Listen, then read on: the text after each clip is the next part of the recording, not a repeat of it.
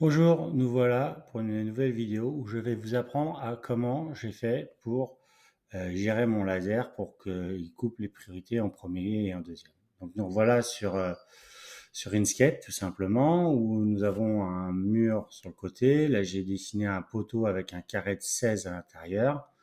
Je copie pour avoir les mêmes longueurs que chaque mur. Donc là, j'ai mon mur de 3 pouces.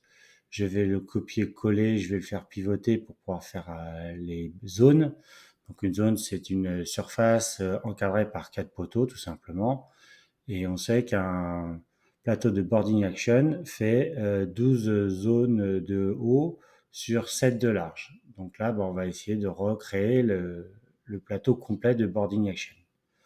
Donc avec du copier et du coller, on va faire toutes ces zones avec les attaches tout simple, tout ce qui est le plus simple. On va coller pour faire la zone du dessus. Donc encore édition copier, édition coller. Voilà. Et ensuite je décroche, je m'éloigne. Et là vous voyez les numéros que j'ai déjà créés pour pouvoir faire mes 12 colonnes et mes 7 colonnes et mes 12 lignes.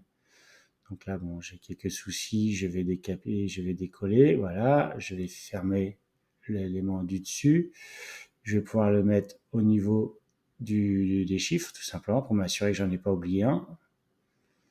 Donc voilà, là j'ai bien mes 12 lignes, et maintenant je vais faire mes colonnes. Donc là, je vais juste sélectionner la partie qui est à l'extérieur, et je le fais copier-coller, cette fois, tout simplement. Donc là, j'arrive à à la colonne 6 et 7. Et donc là, j'ai dessiné un boarding action complet qui fait quand même 1250 cm de haut. Et ils doivent pas faire la moitié, un peu plus que la moitié. Donc ils doivent faire 700 mm de large. Malheureusement, 700 mm, j'ai aucun calendrier qui fait cette distance-là. Donc à part acheter du carton au mètre, je vais pas pouvoir me le faire d'un seul tenant. Donc, il va falloir que je le divise en plusieurs parties. Donc là, je vais tracer des lignes de coupe, tout simplement, que je vais positionner. Donc, comment couper ça correctement, sachant que je vais me servir des petits carrés de 16, je peux pas le mettre dans les carrés, parce que sinon, j'aurais aucune tenue. Donc, je suis obligé de le mettre au milieu des zones de passage. Donc, là, on voit que j'essaie de faire au maximum 600 mm, c'est la longueur maximum que je peux obtenir sur certains calendriers. Donc, il faudra même faire un peu moins. Mais bon, donc là, j'arrive à aller jusqu'à 3,5. Donc là, vous voyez, on centre. Je refais un autre qui est renouveau centré. Donc là, par contre, là, je suis passé à 3 cases et demie seulement. Et là, je recentre la dernière. Et puis maintenant, pour tracer, malheureusement, les intersections sont pas aimantées. Donc, je suis un peu embêté. Donc, qu'est-ce que je vais faire pour pouvoir m'en sortir, pour être sûr de garder ma précision? Donc là, je redécale d'un parce que je m'aperçois qu'il m'en manquait un. Donc là, j'ai fait un carré de 3 sur 3 et ça devrait même pas encore suffire, mais bon, dans le cas. Donc là, je retrace un carré qui part d'un point à l'autre et forcément, il y aura un angle qui sera un point d'accroche au niveau du point que je veux réutiliser. Donc là, je change, je peux supprimer les lignes de cote. Et là, je vais dessiner un carré d'une autre couleur. Je change la couleur parce que pour pas qu'on confonde. Donc j'ai pris bleu. Et là, je vais pouvoir me servir d'un point et en tirant la diagonale jusqu'à l'autre. J'ai exactement la même surface. Donc là, je le fais passer comment on appelle ça? Euh, en chemin. Donc là, j'ai un carré qui est dessiné en chemin. On le voit pas très bien, malheureusement, je suis désolé. Voilà, on le voit. Donc je sélectionne et je fais un copier. Je vais coller ça à côté. Non, je l'ai déplacé, je l'ai copié-collé, groupé. OK. Et donc là, maintenant, je vais pouvoir faire puis là, c'était une liaison. Donc là, je l'ai carrément intégré, donc je l'ai uni avec la forme. Et puis maintenant, je supprime les traits qui m'intéressent pas. Parce que les seules choses qui m'intéressent, c'était ce qui était à l'intérieur de mon pavé. enfin de mon carré tout simplement. Donc voilà, on peut supprimer. Et là, bon, bah, malheureusement, bah, c'est comme tout. Il va me manquer un truc, donc il va falloir faire un deuxième. Je voulais faire une seule surface qui pouvait coller à 3 exemplaires, bah, faire ma surface. Donc je pourrais toujours le faire, mais ce sera pas assez précis, ce sera plus grand que nécessaire, donc je vais en recouper un par la suite.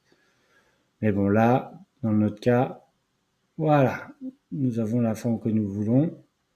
Sachant que la seule chose qui m'intéresse là maintenant, les zones, j'en ai un peu, j'en ai pas l'intérêt, donc je vais maintenant supprimer les carrés qui sont à l'intérieur. Enfin, pas les carrés je veux les garder. C'est les grands carrés, quoi, c'est les zones à l'extérieur des murs. Je veux m'en séparer. Donc, je vais tout simplement prendre trait par trait et dire je veux supprimer, supprimer, supprimer, supprimer, supprimer. Alors évidemment, je veux supprimer pas les extrémités parce que je voudrais faire qu'un seul trait quand même.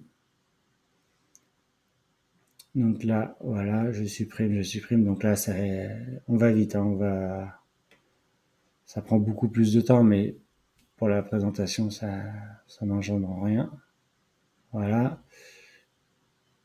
Là, j'ai réussi à garder. Je vais supprimer. Je vais garder qu'un seul trait pour pouvoir faire des grandes longueurs. Voilà. Ensuite, je tire jusqu'en bas. Ensuite, je vais incorporer un aigle. Alors là, malheureusement, je vais vous passer l'anecdote qui s'est passée. En fin de compte, avant, tout était blanc et j'ai tout mis en noir comme ça, parce qu'en fin de compte, vous allez zoomer et vous allez voir qu'en fin de compte, bah, l'aigle, il a été vectorisé, mais tellement bien vectorisé qu'en fin de compte, pour chaque trait, vous voyez, il y a 2 traits rouges. Et donc, sur chaque trait rouge, bah, mon laser va passer à chaque trait rouge, tout simplement. Donc, 2 fois en moins d'1 millimètre, c'est pas très esthétique et c'est pas joli. Donc là, je vais supprimer tout ce qui est les traits intérieurs. Donc, faut pas s'inquiéter. Des fois, ça passe à l'extérieur parce qu'évidemment, tous les traits intérieurs sont liés ensemble. Mais si j'en supprime un, ça va passer par les traits extérieurs. Donc, il faut y aller tranquillement et se prendre son temps. Là, de mémoire, je crois que celui-ci, je vous le fais à la vitesse réelle. Et les autres, je vous les ferai à la vitesse accélérée, parce que là, vous allez voir ce qui va se passer par la suite. Donc là, je supprime vraiment tous les points intérieurs. Donc, avec le petit moins. Voilà, vous voyez, donc là, il n'en reste plus beaucoup. Il m'en reste encore 3 ou 4. Alors bon, évidemment, faire attention quels sont les traits. Parce que vous voyez, j'ai failli aller sur la griffe de gauche alors qu'il n'y avait plus de traits dans la griffe de gauche. Et voilà, c'est fini, tout est noir, c'est parfait. Donc là, on va passer à l'autre griffe.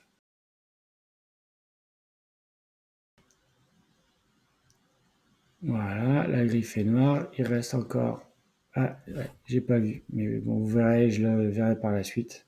Il manque encore un point. Là, j'ai vectorisé pour rien, je sais pas pourquoi. Parce que là, oui, c'est pour vous montrer qu'il y avait bien les 2 flèches au même endroit. Enfin, sur le même trait. Donc, il est passé une fois dans un sens, une fois dans l'autre. Voilà. Et là, je vais vous... Ah, j'ai encore un trait. Et là, je vais vous vectoriser l'affaire. Juste pour vous voir que là, maintenant, il n'y a plus qu'une flèche. Ouais, bon, ça va vite. Désolé. Donc là, on voit que quand je sélectionne, je copie-colle. Et là, j'ai refait une action bizarre. Et là, maintenant, par contre, j'ai qu'un seul trait au milieu du trait, tout simplement. Vous voyez, c'est plus 2 traits de chaque côté du trait noir, c'est un trait au centre. Et ça, c'est très bon. Pour ce qu'on veut faire, c'est très bon. Donc là, maintenant, bah, il va falloir essayer. Ce que je voudrais faire, c'est l'intégrer. Donc là, vous voyez un peu sur ceux qui sont à droite, les doubles aigles que j'avais mis et tout. Donc là, je vais mettre un petit carré de 10-10 pour pas qu'il soit trop accolé au bord. Et j'en remets un autre en opposé. Et voilà. Alors là, j'ai eu du mal à comprendre, c'est pourquoi mon aigle, il dépassait tout simplement. Il n'y a aucun trait à droite, à gauche, je veux dire. Et pourtant, il prend de la largeur. Mais bon.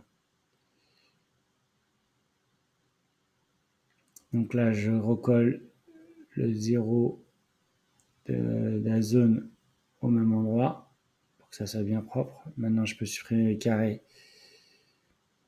de présentation. Là, je vais pouvoir les grouper pour que ça fasse plus qu'un.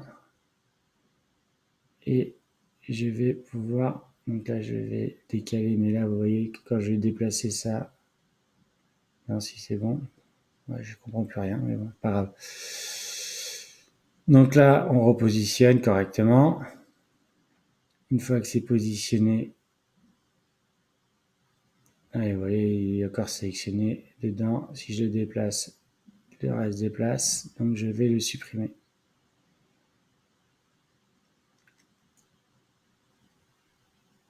Voilà. Ce qui fait que maintenant c'est bien indépendant.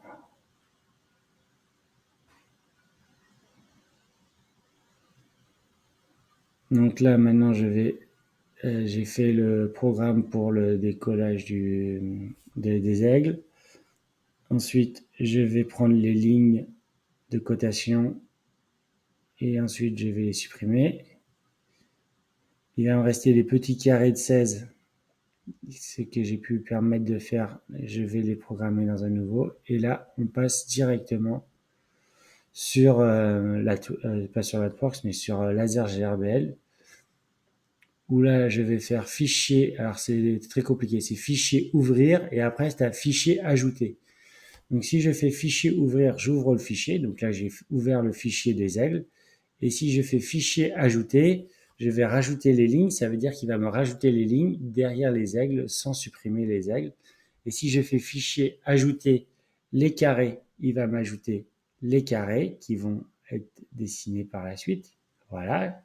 Et ensuite, je vais lancer le contour, tout simplement, qui va arriver par la suite, qui est mis en place maintenant. Une fois que j'ai fait ça, je fais fichier sauvegarder et il va me garder toute la configuration que j'ai faite maintenant. En fonction de quelle puissance j'ai utilisé dans le laser, eh ben, il va me le faire plus ou moins. Et là, bah, c'est la découpe, tout simplement. Bon, bah, là, je vais vous laisser parce que, bon, bah, moi, malheureusement, je le vois pas à vitesse accélérée alors que vous le voyez beaucoup plus vite. Donc, je peux malheureusement pas suivre les étapes. Allez, je vous dis à la prochaine. Au revoir.